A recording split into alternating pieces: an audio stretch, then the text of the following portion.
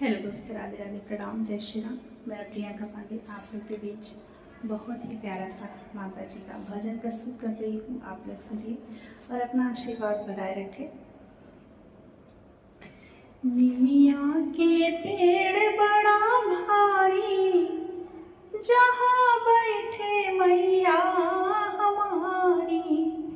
निमिया के पेड़ बड़ा भारी, जहाँ बैठी मैया हमारी। निमिया के पेड़ बड़ा भारी, जहाँ बैठी मैया हमारी। ना हमरे मैया के खेती न बाड़ी, ना हमरे मैया के खेती न बाड़ी। अक्षत चढ़ई थाली थाली, जहाँ बैठे मैया हमारी।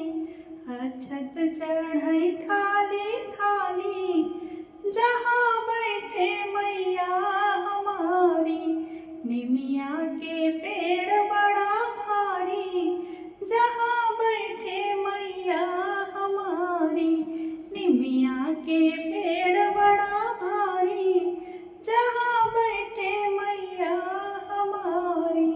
ना हमरे मैया के बाग बगीचा, ना हमरे मैया के बाग बगीचा। फुलवा चढ़ई थाली थाली, जहाँ बैठे मैया हमारी।